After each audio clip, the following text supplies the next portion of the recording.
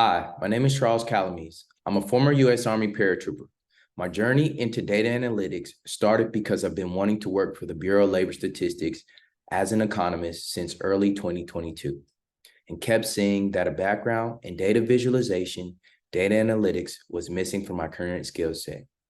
Fast forward, I took some self-paced courses online and now see how the world of data analytics and economics intersect. The self-paced courses were a good foundation, but I know I needed a bit more human interaction to fully grasp the material, which was why I selected Savvy Coders to assist in taking things to the next level. My hope is that this will be the beginning of many opportunities to leverage my interest in data analytics and economics. With the guidance of instructors, teacher assistants, and staff, I am excited to present my Capstone project, which marks my initial steps into integrating my passion for data analytics and economics. My topic for this capstone analyzes unemployment rate and country's gross domestic product. My main questions are, is unemployment rate an appropriate indicator of a country's growing or slowing GDP? How does unemployment rate impact GDP compared to other economic variables/indicators in a country?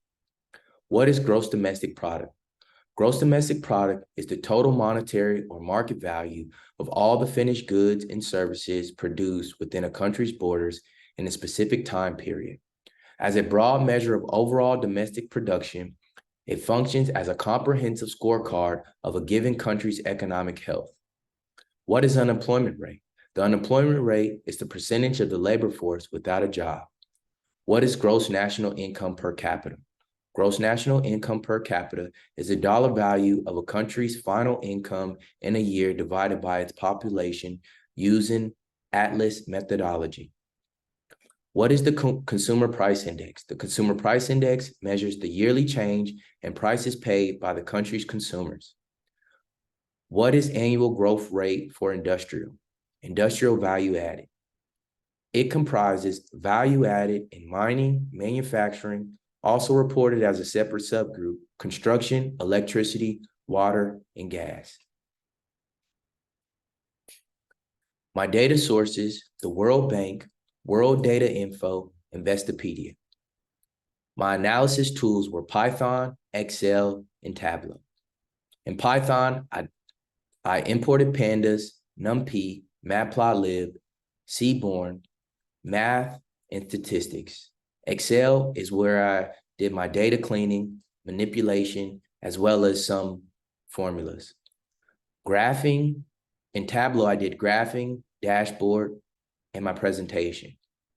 Issues were determining which particular countries to use for this analysis, formatting some of the data early on. In Python, I had some various code issues that I'll talk about more in depth later, as well as reading the CSV in Excel files, installing libraries. I had the pip install library, as well as some of my data didn't translate into Tableau, as well as time constraints. As far as cleaning my data, I had to clean the GDP, the unemployment rate, the gross national income per capita, as well as population, consumer price index, annual growth rate for industrial, as well as formatting that. In Excel, I transposed the data that I got from the World Bank, which was my main source. I formatted that, as well as formatted it to be a percentage, as well as using the formula for CPI. And also, I took the sum of the GDPs from 2012 to 22 to organize them in the largest to smallest.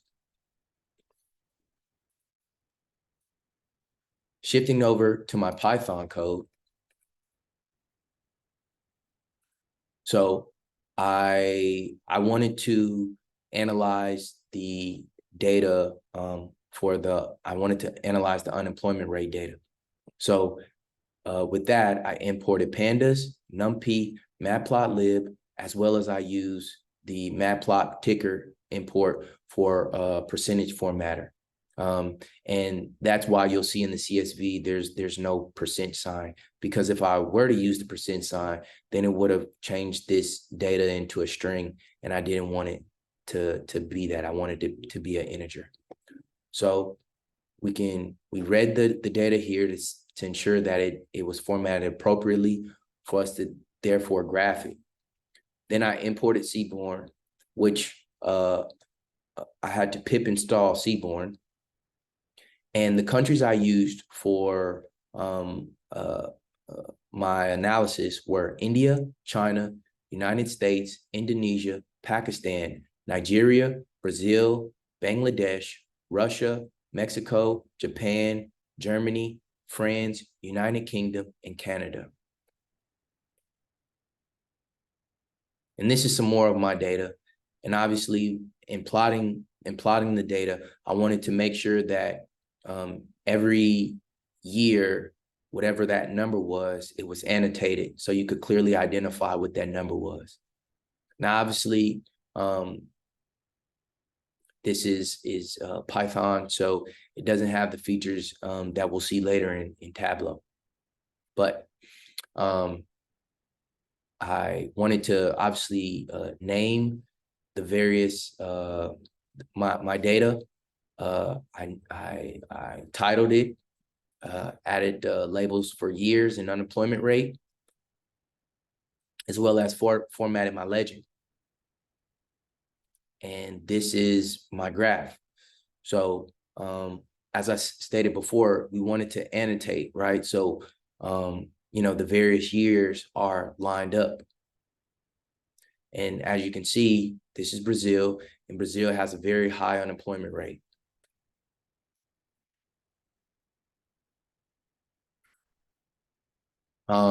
Again, I imported pandas, NumPy, and Matplotlib. I read that CSV for GDP. And as you can see here, an issue that I spoke about earlier was these are large numbers. So obviously they had a dollar sign and they had commas. So with this being a CSV, I didn't necessarily want to break up these large numbers. So I had to take the commas out of all of the GDPs so it could read properly.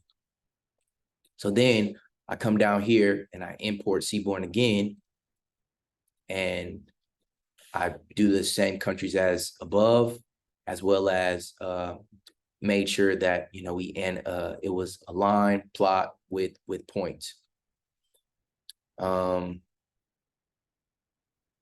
And this is my graph. And as you can see, the US, this is the US in green, and this is China. So it's clear that these are the two largest economies in the world. And this is Japan right here in third, based on the data that we have. So then coming down, gross national income per capita, some of those numbers didn't seem right to me. For example, with India, I believe it was at maybe 1,700. And this is saying that, based on population and based on GDP, the average person in India was making $1,700 a year in 2012, that is. And I thought that was a little low. So I wanted to use Python to be able to verify that that data was at least a little accurate. But because of the data that I got from the World Bank, which only the population data only captures data from probably about half of the year and not the entire year.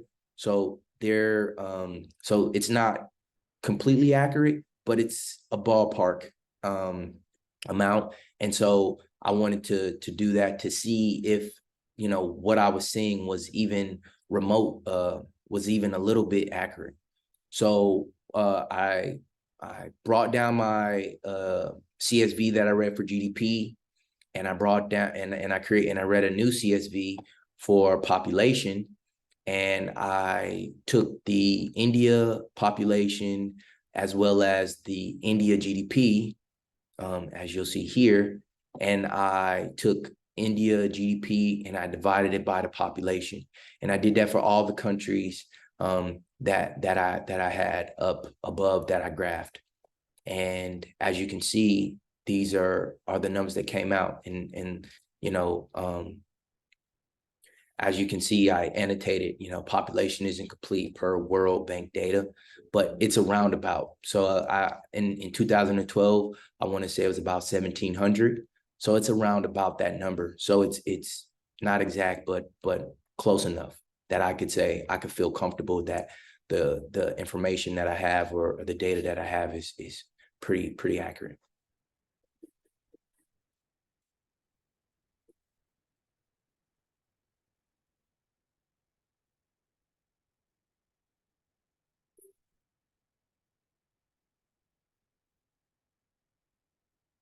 So coming back here to my data, as I showed also in Python, the graphs look eerily similar, but in Tableau, there's a little bit more of functionality. So as I hover over them, you can see the actual amounts for the particular years or what have you. And this is the US again, and this is China again, and this is Japan, this is Germany. So definitely, and these are trillions, by the way. So it's definitely a large gap between nations.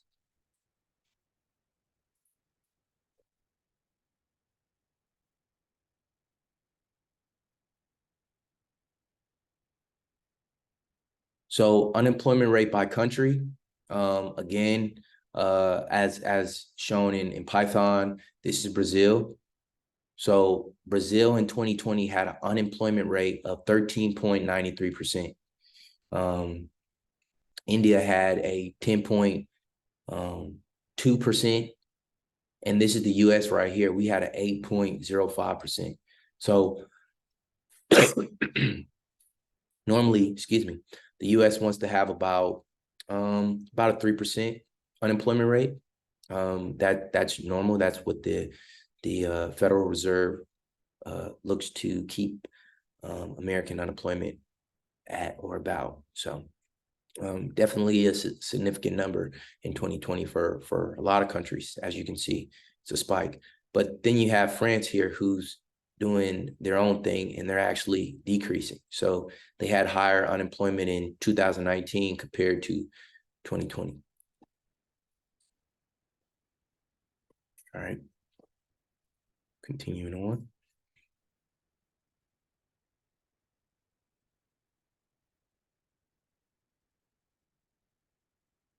Gross national income per capita by country. So this is the US up here, and we're leading. And for some reason, the 2021 isn't showing, but in Germany, you can see, so we're about, there we are, 70,900 is what the average American makes based on our GDP and population. And then here in Germany, it's 51,660. And so Germany's in second, and then you have United Kingdom, France, and then Japan is rounding out the top, which is interesting because China has one of the largest economies, well, GDPs in the world, but as far as, let's see, what the people in their country make, they're only at 11,930.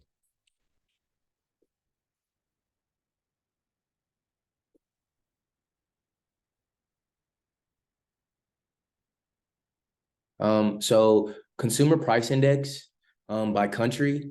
So the consumer price index in 2010, all countries across the board, the World Bank put all countries at 100% consumer price index. So these numbers are actually a lot larger than what they're being perceived as. So based on 2010, there's been an 81% increase. So technically, this is 181% increase in prices Well, now up here in 2021, it's 99%. Here it's 92%, and here it's 87%. So technically, there's a one in front of that percentage sign. So prices are definitely going very high in Russia, India, as well as Brazil, with Mexico closely behind.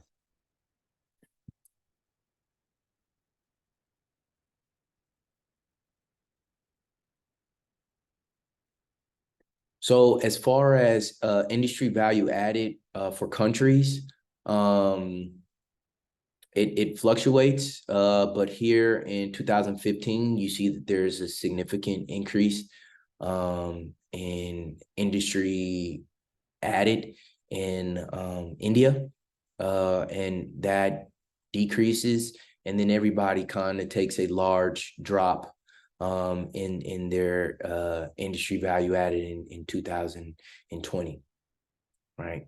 And since countries have bounced back significantly, with France being greatly affected here, right? -12% in 2020, all the way up here to a 7% in 2021. So significant.